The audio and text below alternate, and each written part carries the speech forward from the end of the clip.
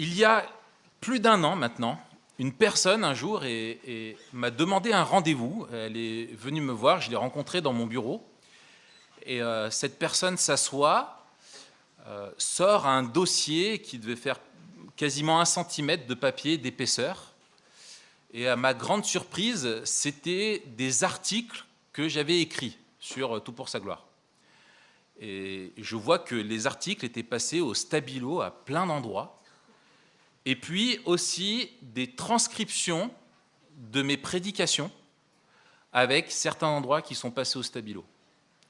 Et la personne a commencé à m'énumérer tous les points sur lesquels elle n'était pas d'accord avec moi et pour lesquels je me trompais. Et alors je voulais bien sûr être dans une... Enfin, je tentais d'être dans une bonne attitude en disant est-ce qu'il y a des choses vraiment importantes, et ce n'était que des points, mais qui étaient vraiment ridicules, sur des illustrations, sur des intentions qu'elle me prêtait, sur une lecture entre les lignes. Et malheur à moi, j'ai commencé à vouloir me défendre, expliquer, dire non, tu ne comprends pas, il y a ça, etc. Et en fait, au bout d'un moment, je me suis dit, mais j'ai vu que cette personne était là juste pour la dispute. Et je lui ai dit, écoute, en fait, tu sais quoi? Si tu n'aimes pas mes articles, ben, les lis pas. Pourquoi tu t'infliges ça? Et pourquoi tu me l'infliges aussi? Tout simplement, tu n'as qu'à pas les lire et il n'y aura pas de problème. Mais cette personne-là était là pour me chercher la dispute avec moi.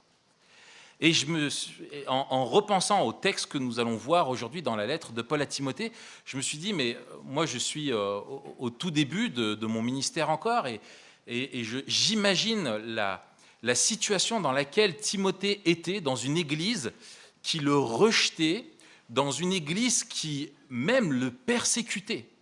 Et il était attaqué de toutes parts, remis en question, au point qu'il était tellement découragé par l'Église qu'il voulait arrêter tout simplement son ministère. Et je me suis dit, mais qu'est-ce que ça devait être lourd pour cet homme de vivre et de supporter toutes ces attaques qui étaient en plus pas fondées, il semble, au travers de ce que nous avons dans les Écritures. Et l'apôtre Paul, au début de cette lettre, donc, qui a peur que Timothée abandonne, l'encourage, lui rappelle de rester fidèle à cet évangile et de l'annoncer. Et nous avons vu tout cet encouragement que nous avons jusqu'à présent. Et là, il va revenir à son rôle dans l'Église et élargir un petit peu le champ à ce qu'il se passe dans l'Église. Et je vous invite à prendre avec moi, dans la deuxième lettre donc, de Paul à Timothée, chapitre 2, à partir du verset 14. Chapitre 2, verset 14. Rappelle ces vérités aux croyants en les suppliant devant le Seigneur de ne pas se livrer à des disputes de mots. Elles ne servent à rien si ce n'est à la ruine de ceux qui l'écoutent. Efforce-toi de te présenter devant Dieu comme un homme qui a fait ses preuves, un ouvrier qui n'a pas à rougir, mais qui expose avec droiture la parole de la vérité.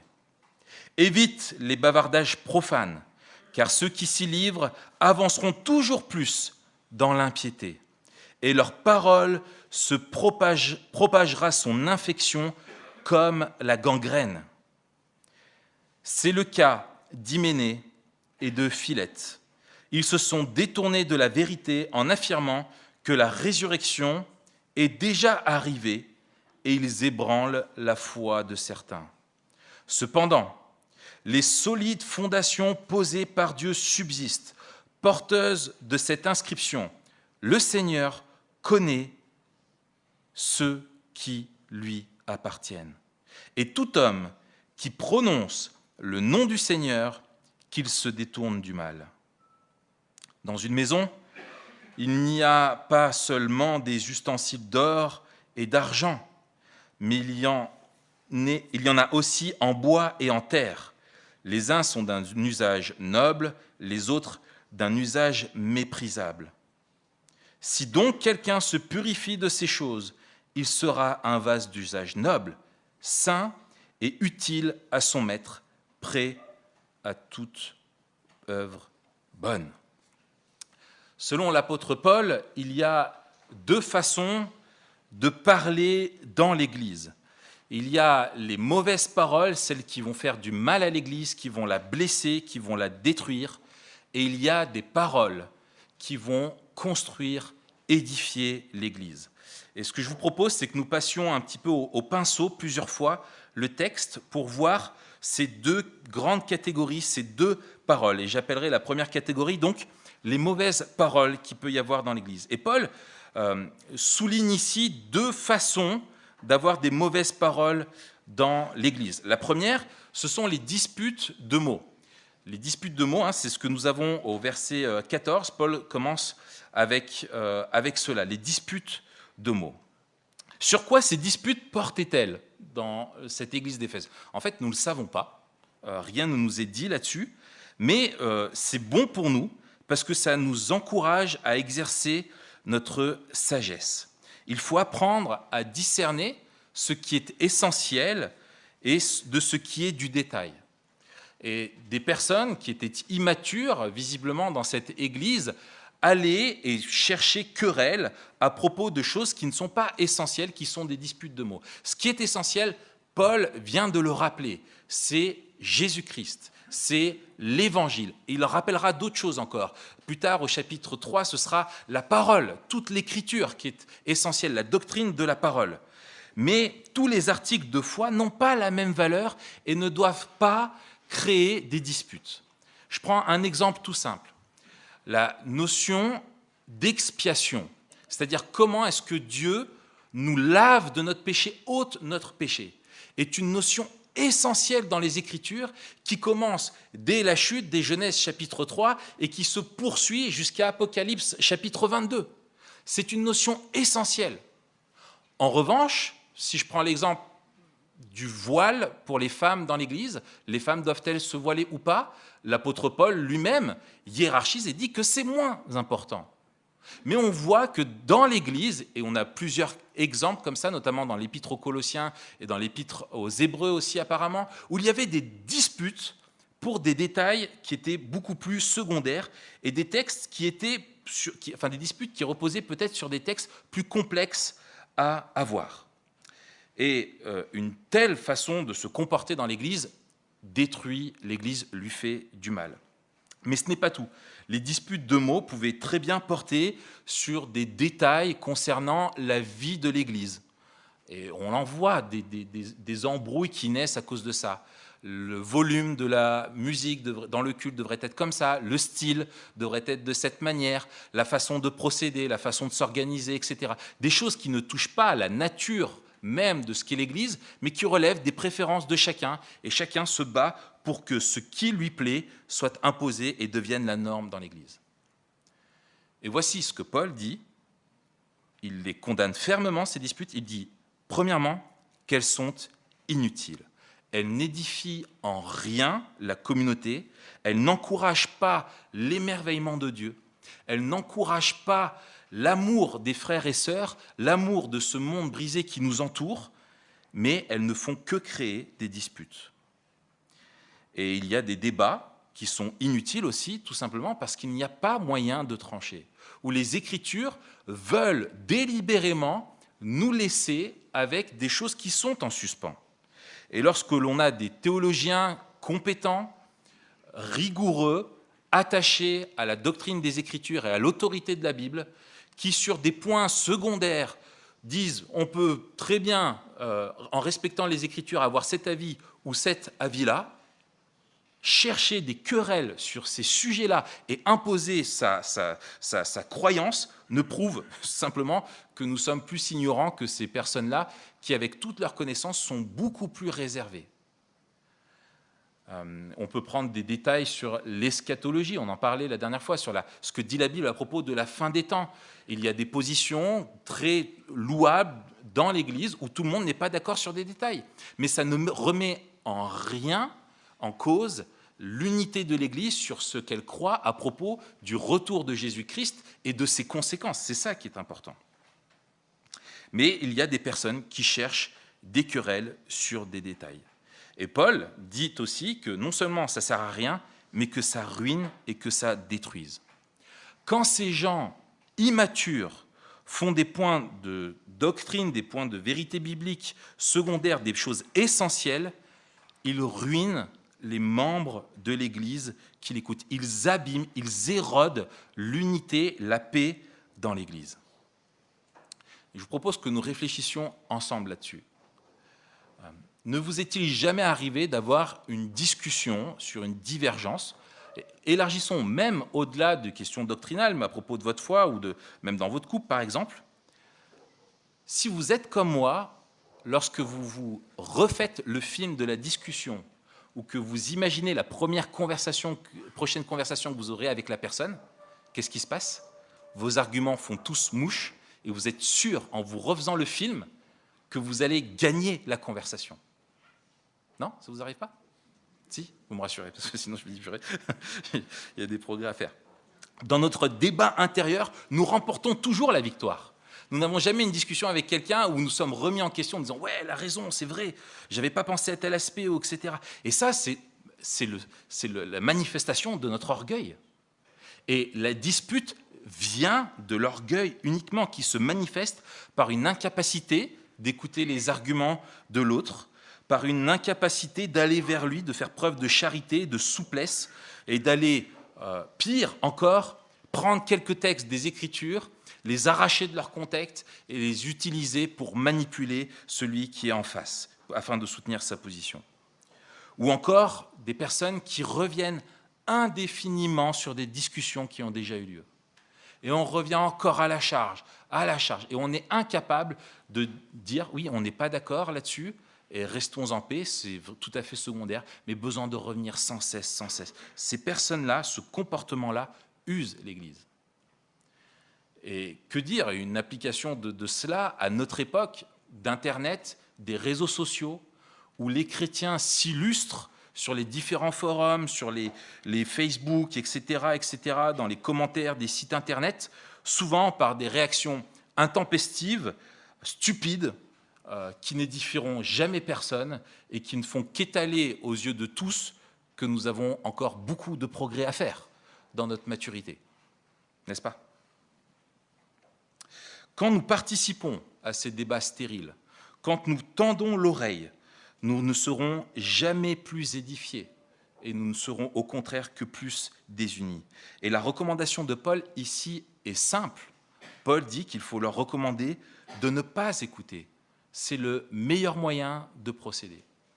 J'ai été frappé par un exemple concret que j'ai vu en face de moi, duquel j'ai beaucoup appris lorsque l'année dernière j'étais en stage, en formation à Washington, où j'ai eu la chance d'être pendant 2 semaines au contact de théologiens vraiment qui sont hors normes par leurs compétences, leur connaissance de la parole et leur expérience dans le ministère. C'était vraiment enrichissant. Et nous étions un groupe d'étudiants et il y avait parmi nous un gars qui, je ne sais pas pourquoi, je me demandais pourquoi il était là. On a l'impression qu'il venait pour essayer de détruire et de contredire tout ce qui lui était enseigné.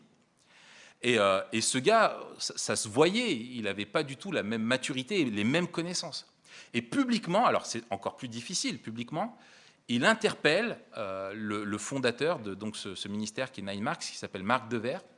Et Marc Dever est un auteur qui a écrit je ne sais pas combien de dizaines de livres, qui est un théologien très très très pointu, et qui commence à l'interpeller sur un point secondaire et à le critiquer. Et moi, j'étais à côté sur une chaise, et je me suis dit, ouh là là, on va avoir un beau combat. Honnêtement, j'espérais que Marc Dever puisse lui fournir une réponse qui le mettrait à terre et qui lui clouerait le bec. C'est ce que j'espérais. J'espérais voir toute sa science mise à l'œuvre dans le débat. Et en fait, Marc Dever l'a regardé, il a fait comme ça, il a hoché la tête, il a dit « ouais, peut-être bien ». Question suivante. Et là, j'ai vu toute la sagesse, alors qu'il pouvait rentrer dans la dispute avec toutes les capacités pour répondre et même humilier la personne et la mettre face à son ignorance, il a dit « oui, peut-être bien, tu as peut-être raison ». Et il est passé à autre chose. Les proverbes nous disent « comme un chien qui retourne à ce qu'il a vomi, ainsi est un insensé qui revient à sa folie. » Et Paul dit, il ne faut surtout pas nourrir l'insensé. Il ne faut pas surtout pas nourrir la folie.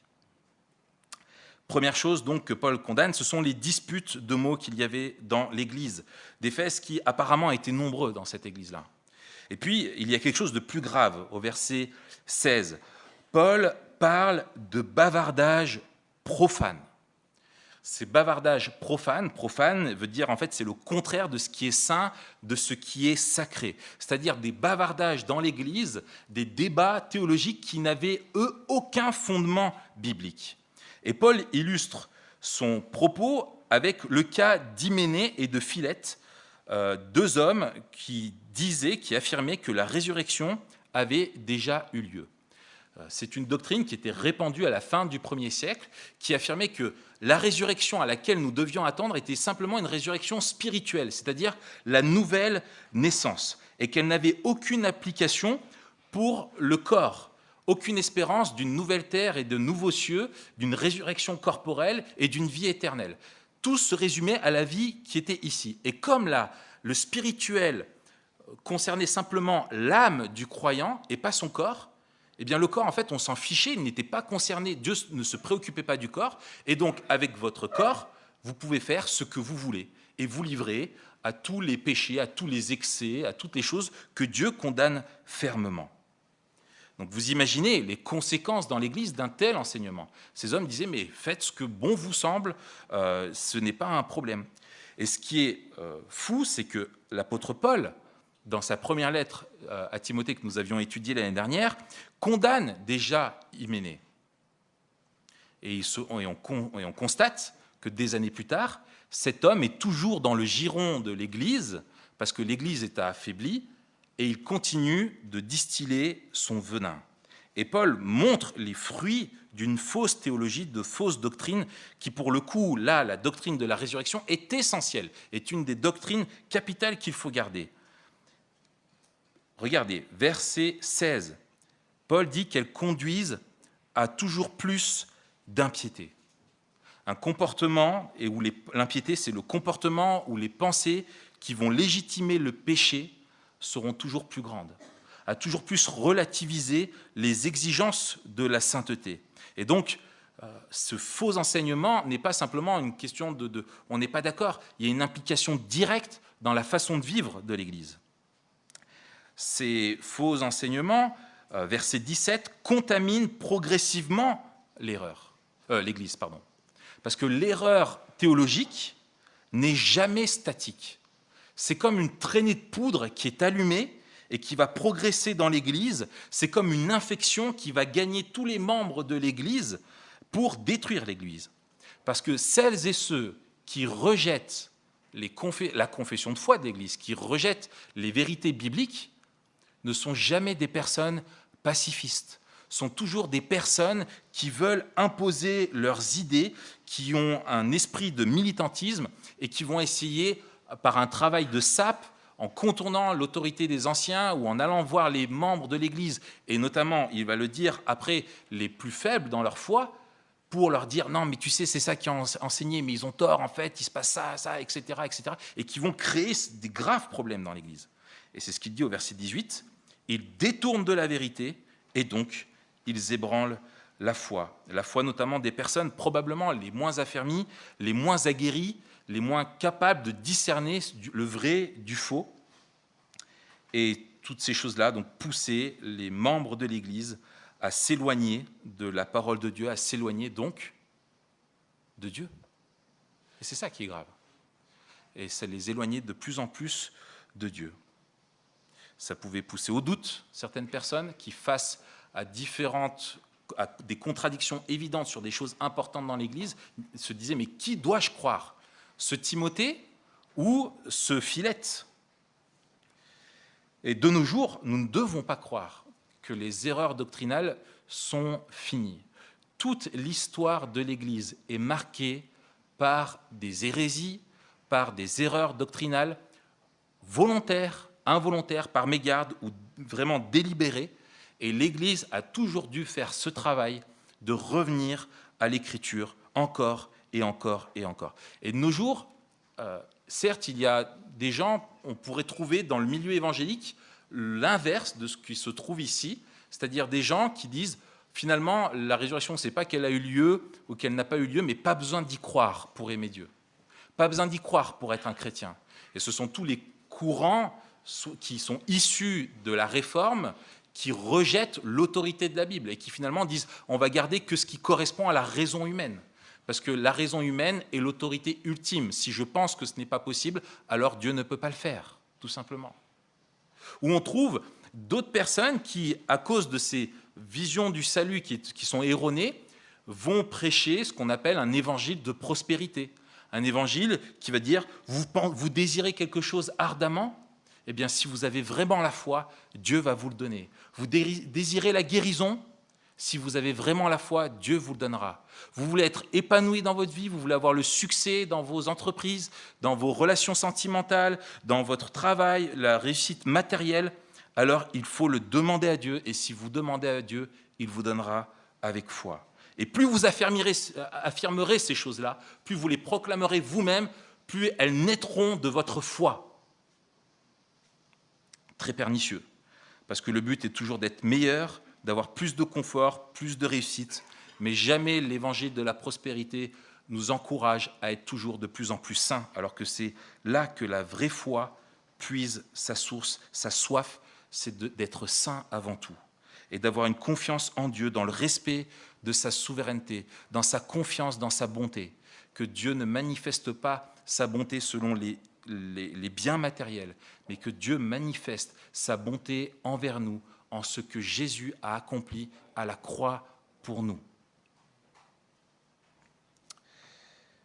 Nous ne devons donc pas tendre l'oreille, adresser l'oreille à n'importe qui. Pas nous dire être naïfs en nous disant tout ce qu'il vient et s'il y a derrière le nom de pasteur ceci ou de l'église d'un tel, ou etc., se dire simplement je peux y aller et recevoir ce qui m'est enseigné. Et il y a en France, je reviens encore une fois à Internet, parce que beaucoup de gens vont entendre de temps en temps une prédication à l'église, mais par contre vont en écouter via Internet bon nombre chez eux. Et il y a des sites, clairement comme Top Chrétien, qui est un site très connu en France, où sur Top Chrétien, vous trouverez des messages fidèles aux Écritures, mais des messages aussi de la théologie de la prospérité, clairement affichés.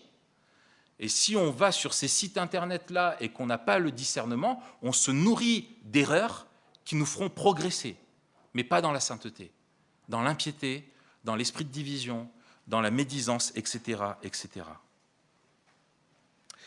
Autre application importante, c'est qu'on ne peut pas dire que toutes ces choses-là sont juste de la théologie, juste des choses qui concernent l'élite ou qui concerneraient des théologiens ou des personnes qui sont dans les facultés de théologie ou des étudiants ou les anciens, les pasteurs, etc., etc. Pourquoi ? Parce que comme tout le monde, nous pensons avant d'agir. Nous avons tous une théologie qui nous est propre.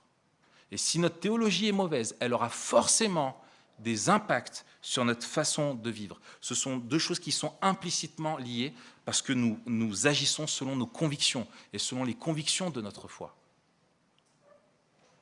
Pourquoi une telle insistance de la part de Paul ? C'est parce que l'Église était marquée par les disputes et les erreurs doctrinales. Et c'est pour ça que Timothée lui-même était découragé et sur le point d'abandonner. Et Paul lui a déjà donné plusieurs encouragements. Et la présence de ces personnes influentes, que la Bible appelle des faux docteurs, des personnes qui distillent des faux enseignements, est à prendre très au sérieux. Et au-delà des exhortations que Paul donne à Timothée, il veut que l'Église se rappelle que chaque chrétien partage des paroles dans la vie de l'Église, qui soit vont édifier l'Église, soit vont la détruire. Et donc, il donne une stratégie à Timothée c'est la deuxième partie, c'est la stratégie pour des bonnes paroles qui vont édifier l'Église. Première chose que Paul recommande, je remonte au verset 14, Paul dit « Rappelle ces vérités aux croyants, rappelez l'enseignement reçu ». Ces vérités, tout simplement, il suffit de remonter le fil de ce que Paul a dit à Timothée depuis le début du chapitre 1, c'est l'attachement à l'Évangile seul, l'attachement à Jésus-Christ, la fidélité à la parole de Dieu. Et Timothée doit rappeler ces enseignements-là. Tout ce qu'il reçoit de l'apôtre Paul, il doit le retransmettre à l'Église et les générations suivantes devront faire de même. Les vérités dont l'Église a besoin sont celles que Paul développe ici.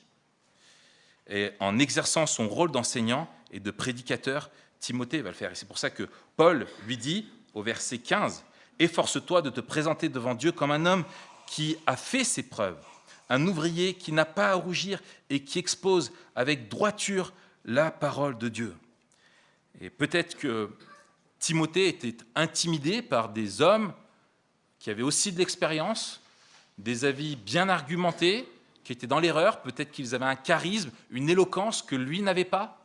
Mais Paul lui dit, tu es un ouvrier, tu dois travailler et tu dois continuer de prêcher. Et cette image de l'ouvrier n'est pas anodine, elle est pleine de sens. Et l'apôtre Paul, depuis le début, vous vous souvenez, a donné plein d'images à Timothée, celle du cultivateur, celle de l'athlète, celle du soldat. Et là, il utilise celle de l'ouvrier, qui a encore des points communs avec les autres.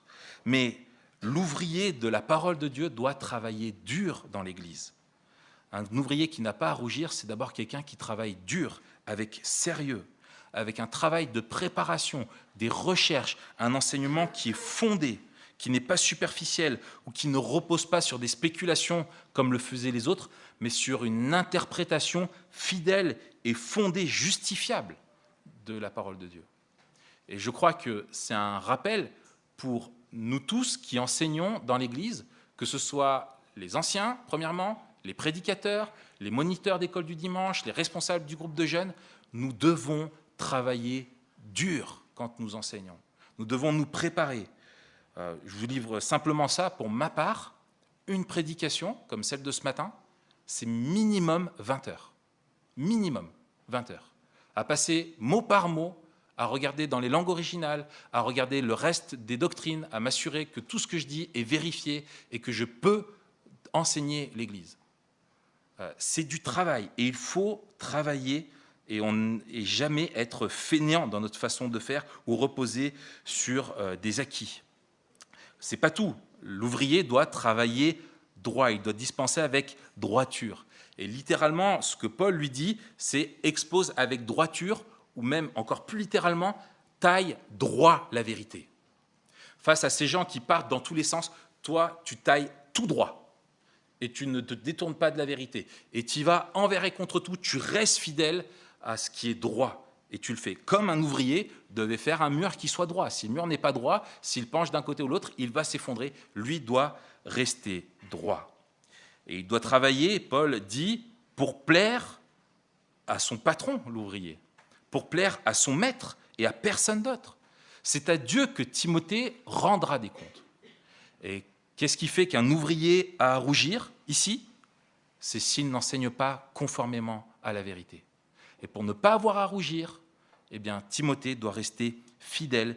Et c'est comme ça, par la fidélité, par l'exposition fidèle, persévérante des Écritures, qu'il pourra plaire à Dieu. Parce que c'est un rappel solennel aussi qu'adresse là Paul à Timothée. C'est qu'un jour, comme tous les enseignants, comme tous ceux qui prennent la parole devant les autres pour leur enseigner les Écritures, ils rendront des comptes à Dieu pour la façon dont ils ont édifié l'Église et pris avec sérieux leurs responsabilités.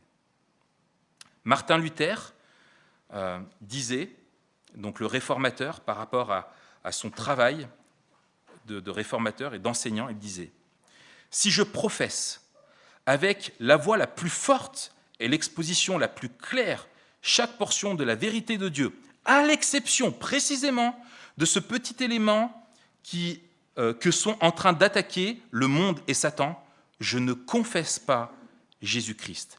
Même si je professe Jésus-Christ très fort, le soldat prouve sa loyauté à l'endroit où la bataille fait rage. S'il est prêt à combattre partout ailleurs, mais flanche à cet endroit, c'est presque une déroute et une disgrâce.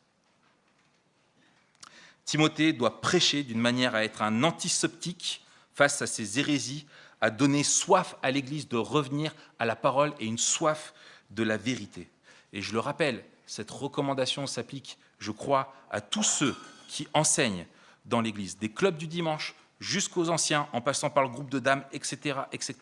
Mais c'est également, je crois, aussi, ce n'est pas tordre le texte, que de dire qu'il y a une exhortation pour nous tous, dans l'Église, dans les conversations que nous avons, est-ce que nous parlons fidèlement selon les Écritures? Est-ce que nos pensées, nos discussions sont captives de la parole de Dieu et cherchent à plaire à Dieu? Et donc voici la stratégie que Paul donne à Timothée. Il lui dit, ne te laisse pas piéger par les discussions inutiles qui pourraient troubler l'Église. Ne perds pas de temps avec les gens qui veulent les disputes, mais prêche.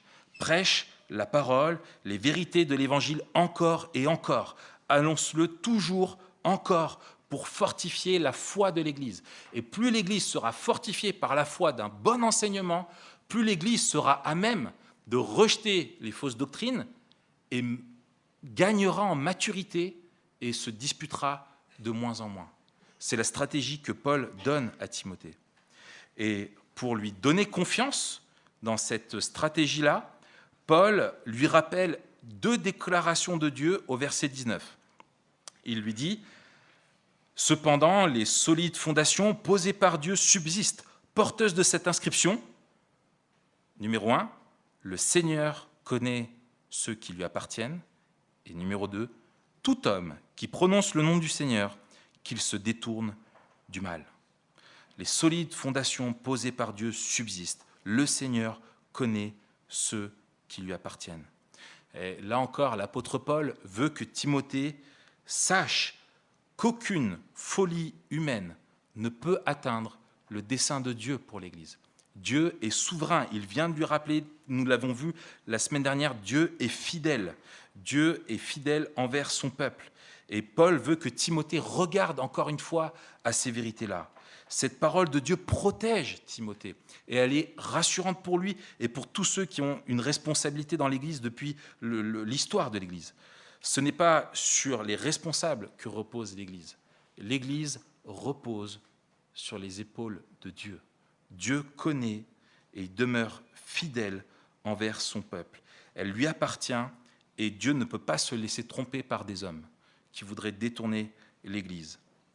Et c'est une parole qui a aussi une valeur de jugement, encouragement et en même temps jugement, en tout cas menace claire et nette, parce que cette parole n'est pas anodine. Quand il dit ça, en fait, Paul est en train de citer Nombre 16, chapitre 16, verset 5. Une déclaration que Moïse a faite à une époque, donc bien avant dans l'Ancien Testament, quand le peuple était conduit par Moïse dans le désert suite à sa sortie d'Égypte, où il y avait un homme qui s'appelait Coré, un lévite, qui a embarqué avec lui 250 personnes et qui se sont levées contre l'autorité de Moïse et qui voulaient le rejeter. Et Moïse a déclaré de la part de l'Éternel, Dieu connaît son peuple. Et ces personnes-là, ces 250 personnes, sont morts englouties dans un tremblement de terre. Et là, la menace est à peine voilée de la part de l'apôtre Paul. Il rappelle ceci, vous ne pouvez pas tromper Dieu sans qu'il y ait de conséquences. Et Dieu, tôt ou tard, rémunérera ceux qui le trahissent. Et l'Église devant Dieu n'est composée que de ceux que Dieu connaît personnellement, qui lui appartiennent, ses élus, ce qui exclut tous ceux qui le renient par leurs idées ou par leur comportement. Dieu n'a pas de doute, Dieu n'est pas dans un entre-deux, il sait toutes choses. Et la deuxième affirmation vient compléter cette première. Que tout homme qui prononce le nom du Seigneur, qu'il se détourne de mal. Une parole que Jésus lui-même a citée, s'appuyant sur le psaume 97, verset 10, qui est l'origine de cette situation. Elle complète la première. Sans elle, Timothée pourrait être désespéré ou se dire, mais en fait, si Dieu connaît celui qui appartient, moi, j'ai rien à dire dans l'Église.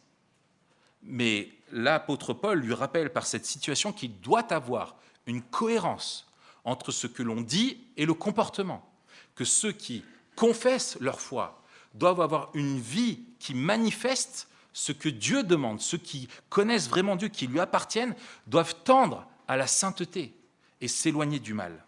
Et là, si on reprend le contexte par rapport aux disputes, par rapport aux faux enseignants, la vraie foi va se caractériser comment ils vont s'éloigner du mal? En recherchant l'unité dans l'Église, en fuyant les polémiques et les disputes, en encourageant les autres non pas à l'impiété, mais à la piété, c'est-à-dire un comportement, un état d'esprit qui cherche Dieu, en affermissant la foi des autres et non pas en l'affaiblissant, en se soumettant aux paroles de Dieu et non pas en cherchant par des raisonnements complètement spéculatifs et qui ne reposent sur rien dans les Écritures à vouloir développer une vérité parallèle à celle de la Bible. Et Paul donne une belle métaphore pour conclure son raisonnement. Dans une grande maison, il n'y a pas seulement des ustensiles d'or et d'argent, mais il y a aussi en bois et en terre, les uns pour un usage noble, les autres pour un usage méprisable. Et là est la parole qui encourage. Si donc quelqu'un se purifie de ces choses, il sera un vase d'usage noble, saint, utile à son maître, prêt à toute œuvre bonne. Et cette métaphore-là est assez souple, comme Paul l'utilise, et il dit simplement qu'il y a des croyants qui honorent le Seigneur et qui sont vraiment utiles à son œuvre, et que malheureusement, il y en a d'autres dans l'Église qui sont faibles, en danger d'égarement, et qui sont plus là à chercher des disputes, d'où cette comparaison. Et les ustensiles nobles étaient probablement ceux que Paul parle probablement de la vaisselle, de la belle vaisselle qu'on utilisait pour servir à table, et les autres de la vaisselle où dedans on jette toutes les immondices, en fait les poubelles, tout simplement. Et Paul utilise cette image pour encourager l'Église. Celui qui se garde du mal, celui qui s'éloigne des divisions, celui qui veut écouter l'enseignement annoncé fidèlement et qui veut y conformer sa vie, est utile à son maître et prêt à toute œuvre bonne. Autrement dit, l'enseignement fidèle de la parole, les vérités bibliques transforment, façonnent et rendent le peuple de Dieu toujours plus prêt et toujours plus prompt à servir son Dieu. Et cette parole est merveilleuse parce que sans elle, on pourrait se dire qu'il y a deux catégories. La catégorie des mauvais chrétiens et des bons chrétiens. Mais ce n'est pas du tout la pensée de Paul. Il ne faut pas ranger ces personnes dans des tiroirs définitivement, parce que Paul le dit lui-même, que par la grâce de Dieu, ces personnes peuvent évoluer. Ceux qui sont d'un usage vil, ceux qui se satisfont des immondices, peuvent un jour devenir des vases utiles, s'ils se laissent façonner par la parole de Dieu. Et ceux qui s'égarent peuvent revenir. Et il y a une vraie espérance que l'apôtre Paul veut communiquer à l'Église. Persévère dans ton enseignement et tu verras des transformations dans les vies. Et ça, toutes les églises le voient, toutes les églises le constatent. Là où il y a un enseignement qui est fidèle, il y a des vies qui sont transformées. Alors pour conclure ce passage-là, je pense qu'il est important de se rappeler pour nous tous, c'est que nous sommes tous totalement tributaires, dépendants de la grâce de Dieu pour changer. Et nous devons être reconnaissants quand nous vivons l'unité, c'est un fruit de la grâce de Dieu. Parce que par nature, nous aimons la dispute. Par nature, nous aimons la rébellion. Et tout fruit d'unité, de patience, de bienveillance, de modération entre nous, tout fruit de soif, de vérité, sont des fruits de l'œuvre de Dieu et la conséquence de l'enseignement qui nous est donné. Et cette grâce de Dieu nous responsabilise et elle nous donne espoir. L'apôtre Paul le dit lui-même, celui qui se purifie, il y a une responsabilité de la part des personnes de chercher à se laver, se débarrasser, se détourner de ces attitudes-là pour chercher non pas à faire du mal à l'Église, mais à l'édifier. Et donc nous devons veiller à défendre notre confession de foi ensemble, veiller à la qualité et à la sainteté de nos relations entre nous pour nous encourager et être reconnaissants que tout bon fruit vient de Dieu. Et je voudrais simplement citer ce que l'auteur de l'Épître aux Hébreux dit au chapitre 10, à partir du verset 23. Il dit ceci, qui résume finalement la pensée de Paul. « Retenons fermement l'espérance que nous proclamons, car celui qui a fait la promesse est fidèle. Veillons les uns sur les autres. » Regardez pourquoi ? Pour nous inciter à l'amour et aux belles œuvres. N'abandonnons pas notre assemblée comme certains en ont l'habitude, mais encourageons-nous mutuellement. Nous sommes tous responsables d'édifier la foi des autres dans nos échanges.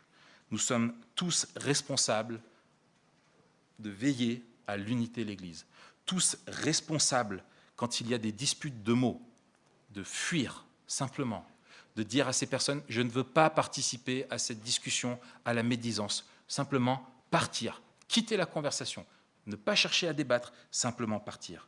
Parce que chacune de nos paroles vont soit édifier l'Église, soit la détruire. Que Dieu nous donne la sagesse. Amen.